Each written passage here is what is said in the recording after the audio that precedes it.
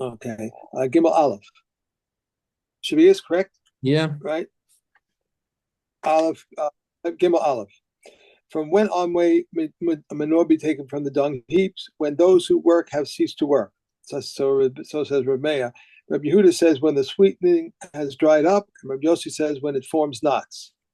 How much manure may be deposited? Up to 3 dung heaps in a beitzah, each containing 10 basket loads of 1 leket each, and one may increase the number of baskets, but not the number of dung heaps. Reb Shimon says also the number of dung heaps. A man may set up in his field three dung heaps per one beitzah. If more, he must set them out in a triangle. Reb Shimon says, so says Reb Shimon, but the sages forbid unless he lowers 3 or raises 3. A man may pile his manure into one large heap, and Reb Meir forbids unless he lowers 3 or raises 3. If he has but little, he may go on adding to it, and Reb Elazar and Azariah forbids unless he lowers 3 or raises 3 or places them on a rock. Okay. Okay. So next case we have is Mr. Dalit, is a guy who's got a lot of cattle or sheep or whatever, and he doesn't have anywhere else to put them but in his field. And of course, if he puts them in a pen in his field, they're going to poop all over the pen. And people are going to look at it and say, okay, this guy's trying to fertilize his field, and it's Shemitah year. So how do you remove suspicion from yourself when if that's what you need to do? Medaya es sadehu. He's putting he wants to keep his animals in a pen in his field. Ose sahar lebeis sasaim. He's allowed to make an enclosure in an area of of a base sasaim. We saw base size 50 by 50, so base sasaim is double that area. Right. And then once he's if the animals are there and like it's getting overflowing with their poop, then and move them to somewhere else. So what he can do is he can pick up 3 of the fences and put them on the other side of the 4th fence. So it's like so they move on to the other side. Okay, he takes out 3 of the fences and inverts them over the 4th one, right? So therefore he had an area of base sasaim, an area of 2 sa'an, which now is 4 sa'an, which is legitimate for him to have his cattle pooping all over there. Okay. Rabban Shimon Gamliel Beis Shmonas saying he says that you can double that area and that's fine, but the halacha does not follow him. So what happens if his whole field is only 4 sa'ah? So now if he does this little trick, then he's effectively going to be fertilizing his entire field. Okay, he has to leave over one portion of his field that is unfertilized in order to show because people are going to look and say, oh, I can see now he's left a period a bit open. He was just putting his cattle there because he didn't have anywhere else to put them. Okay. And what happens when the second side gets full? So the first side was full, the second side is full. So he's allowed to take to go and shovel the manure out and put them in a pile in his field, the way that we've just described already in this chapter, with your 3 big piles of manure, and that's your eitzah, what you need to do if you've got cattle during the Shemitah. Okay, Mishna Hey. Lo yiftach adam machtsev batchila letzorch sadehu. Okay, so I'm sorry. I'm just while I'm busy having this discussion with you, I'm seeing these 2 guinea fowl walking across the lawn. You know what guinea fowl are? No, I have no. Are they pigs? They're about the size of chickens, Oh, chickens. Oh, but they're a very uniquely African bird. It's quite cute seeing them walking across. They've also got some chicks that are trotting along after them. never see that. I'll send you a picture later. Okay, lo yiftach adam machtsev. So if a guy wants to open a quarry, he's got a field and there are lots of stones in there, and that's good building material. And you're allowed to build during Shemitah. There's no prohibition on building. Okay, but what you're not allowed to do is prepare your field for plowing, which one of the forbidden labors midrabanan is removing all the stones, because that's making your field more appropriate for planting. So the concern is that if the guy has already started in the sixth year, we'll see that explicitly later. But if he already started taking stones out during the sixth year, then people realize that okay, this is a quarry. If he carries on in the seventh year, it's fine. But what we're saying is that if you're starting in the seventh year, that can look like you're preparing your field for planting. So we're saying lo yiftach adam machzev batchila letzorch sadeu. He's not allowed to open this quarry initially in the seventh year. Ad shiyu bo shalosh murbios shein shalosh al shalosh al rum shalosh shiran esrim v'sheva avanim. So unless you've got a certain minimum measure of stone in that field, where it's very clear that that what you're going for is the stone. So Right. that minimum measure is basically a cube of 3 by 3 by 3 stones, which are Morbius. It doesn't actually say what the 27, measure is of those stones, but there's 27 stones. yeah, so it's 27 stones, so 3 cubed. Right. Okay, and that's and they've got to be stones, obviously, that are of a respectable size. And once you've got that minimum measure, then you can start taking out all the stones in your field, because that's enough to call a quarry and say, yeah, I'm getting these stones for building. It seems that a lot of these Mishnayos in this section over here has to do a lot with Marasayan. Yes, It's yes, that right. is true. Yeah. I mean, that's that is very much the case for honestly most of the things that we have about Shemitah is Maris Ayin. That we don't want people to think that you're doing malacha. And really, what's the malacha that you're not allowed to do? Minat Torah, you're not allowed to plow, and you're not allowed to harvest. Right. Right. Plow and sow and harvest. Okay, those are the things that are Minat Torah not allowed to do. Okay.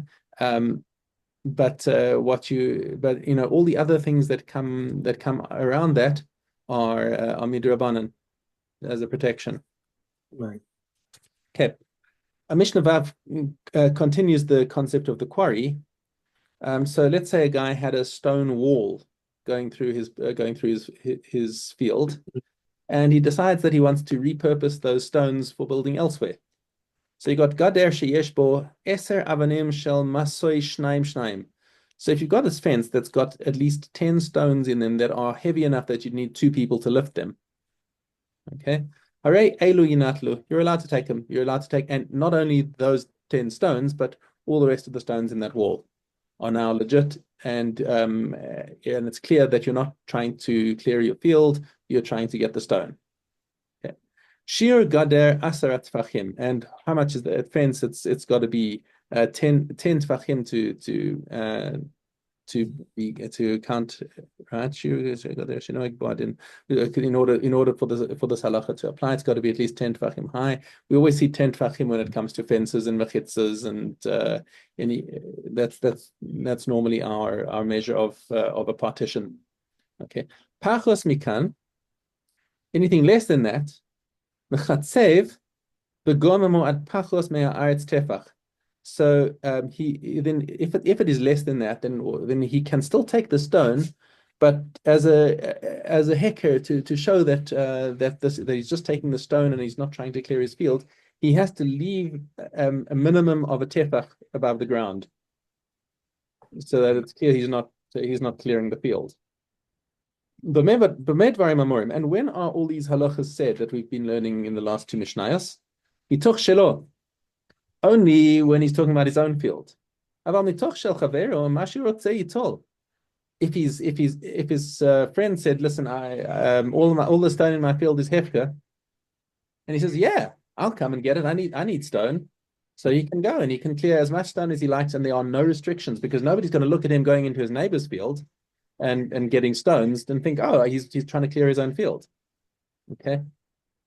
But when is this so? If he had not already started quarrying the stone in the 6th year. So if he's clearly already made his field into a quarry before the Shemitah started, then again, people aren't going to look at him with suspicion, because he's been quarrying since before Shemitah. There's nothing suspicious going on over here. I can't remember. I'm just going to peek ahead if there's a thing about a gremlin. If you have two neighbors, and each of them has a deal. Why don't you take the stones out of my field and I'll take the stones out of your field? Um, I seem to remember that from somewhere, but I don't see it. Just peeking ahead very quickly. Because we said in this Mishnah that you're allowed to take out of your neighbor's field. So you can have two neighbors who say, "Oh, I'll take out of yours, you'll take out of mine," and I'm not sure what the halacha is with that. It seems to me that might be a case of Gomlin, but I'm not going to comment until I'm sure about that. Okay, I don't see any. Yeah. He could be in the middle and get to his neighbors on each side. So yeah, that's what you're saying. Okay, all right, we're in Kalayim. Yeah. And we have Tischet. there we go. Okay, open spun and woven goods come under the prohibition of Kalayim, for it is written, "You shall not wear the shatnez," that which is Shua, Tava, and Nuz. Reb Shimon ben Elazar says, Nazlos, he is estranged, homeless, he estranges his father in heaven against him. Felted materials are forbidden because they are combed, and edging of wool on linen is forbidden because it interlaces the web. Reb Yossi says purple woolen cords are forbidden because one stitches them in order that they may hold until tying them up, and one may not tie a woolen with a flaxen ribbon to one girds one's loins, even though there is a strap in the middle. The mark of weavers and the marks of laundrymen are forbidden on account of kalayim. A single stitch is not considered a fastening, and it does not come under the prohibition of kalayim. And if one undoes it on Shabbos, he is exempt. If one brings both ends to the same side, it is fastening, and it comes under the prohibition of kalayim. If one undoes one on the Sabbath, he's liable. The Yehuda says only if one makes three. A sack and a basket combined can constitute kalayim. Okay. Hadron Allah Naseches Kilayim. Okay, Shevi'is from the beginning tomorrow. Okay, Demai. Okay. Demai. Here we go. Above hay. If one leases olive trees for oil, just as they share the kulin, they also share the truma. If Rabbi Yehuda says if an Israelite learned from a priest, or from a Levite olive trees for oil to share half the proceeds, the maestros belongs to the owners. Beit Shammai says one should not sell one's olives except to a chavia, and Beis Hillel says also to one who tithes. But the pious among Beis Hillel used to act in accordance with the opinion of Beit Shammai. If two people harvested their vineyards into one wine press, one tithes and the other does not. The one who tithes his, and his part is wherever it is. Okay. And tomorrow we're starting. You said we're starting. From the beginning. So it's just keep out your Shevi'is and you find. Okay. Here we go. Aleph Dalet. Aleph base of Zavim. Aleph base Zavim. Regarding someone who has a seminal emission on the third day of his Zav count, Reb Shammai says he forfeits the 2 preceding days. Beis Hillel says he has to forfeit only that day. If Ishmael says one who has a seminal emission on the second day of his Zav account forfeits the preceding day. If Akiva says both someone who has a seminal emission on the second day and someone who has an emission on the third day, Beis Shammai says that he has forfeited the 2 preceding days, and Beis Hillel says that he has forfeited only that day. And they agree in a case where he has a seminal emission on the 4th day that he has forfeited only that day, but only when he has when he has an emission of semen. If he had a Zav emission, even on the 7th day, he has forfeited all the preceding days. If one had 1 Zav emission today and 2 on the following day, or 2 today and 1 on the following day, or 3 Zav emissions on 3 consecutive days, or on 3 consecutive nights, he is a full Zav. If a person had 1 Zav emission and then stopped for the length of time it takes to immerse him and dry himself off, and then he had 2 emissions of a single emission that is as lengthy as 2 emissions, or he had 2, or a single emission as lengthy as 2, and stopped for the time it takes to immerse and dry himself off, then he had 1 emission, he is a full Zav. Okay. If one had a single Zav emission that is as lengthy as 3, with Zavim for now. That was it. I thought it was Kalim. Okay. Base Daled Aleph. There are three shields. A bench shield is susceptible to becoming Tameh with Midrash Tuma. A shield that which combatants play on the supporting grounds is susceptible to becoming Tameh with corpse Tuma. And the place shield of Arabs is Tahor from any form of Tuma. There are three wagons. A wagon made like a katara is susceptible to becoming tameh with midrash tuma. A wagon made like a bed is susceptible to becoming tameh with corpse tuma. And a wagon made from the transportation of stones is tahor from any form of tuma. There are three troughs. A trough with a capacity of between two logs and 9 calves that developed a crack is susceptible to becoming tameh with midrash tuma. An intact trough is susceptible to becoming tameh with corpse tuma. And a trough of great proportions is tameh from any form of tuma. Okay. All right, Marcos. Gimel Yud Aleph. Only estimate for him blows which are divisible by 3. If they are estimated they could receive 40 and he receives some of the lashes, and they said that he is unable to receive 40, he's exempted. If they estimated that he should receive 18 and having been flogged, they said he could receive 40, he's exempted. If he committed a transgression, including 2 prohibitions, and they made one estimate for him, he is flogged and is exempted. But if not, he is flogged and recovers and is again flogged. How many lashes do we inflict on him? 40 less 1, as it is written. Wait. I think you missed your base. Yes, I went backwards. I did it again. How do they flog him? They bind his 2 hands to a pillar on either side, and the sexton of the synagogue takes hold of his clothes. If they are torn, they are torn. If they are rent, they are rent, until he bears his heart. And a stone is set behind him, in which the sexton of the synagogue stands with a calf hide strap in his hand, doubled over 2, and 2 into 4, and 2 straps rising and falling on it. Its handle is a handbreadth, and its width is a handbreadth, and it reaches. An end reaches his navel, and he strikes him 1/3 on his front and 2/3 on his back. And he does not strike him either standing or sitting, but only inclining, as it is stated that the judge shall cause him to lie down, and he who strikes with one hand with all his strength. So now I realize that you're using Kahati over here. You're not using Art Scroll. Right. It's the one set that I have that's Kahati. I didn't have the other ones. So. Okay, I thought your Seder's Rhyme was Kahati and everything else was Art Scroll. I think I'm missing something here. Okay, Beit Beya. Hey. Right? A live coal is at the feet of the owner, but a flame everywhere, a live coal of temple property is subject to Me'ilah, and a flame may not be used, but one does not commit sacrilege. One who takes out a live coal into a public domain, he's liable, but a flame is exempt. The well of an individual is at the feet of the individual, and the people of that city as the feet of the people of that city, and those who ascended from Babylon as the feet of the city, one who draws. If one had produce in another city, and the people of that city made an Arab to bring him of his produce, they made his produce as himself. If one invited guests, they may not take away portions with them unless he granted them possessions of their portions before Yom Tov. If one may not water or slaughter animals of the field, but one may water or slaughter domestic animals. Which are domestic animals? Those which sleep in the city, and animals of the field, those which sleep in the meadow. By the way, we finished Marcos. So tomorrow, beg your pardon, we just finished Beta. That was Hadron Alach Maseches Beta.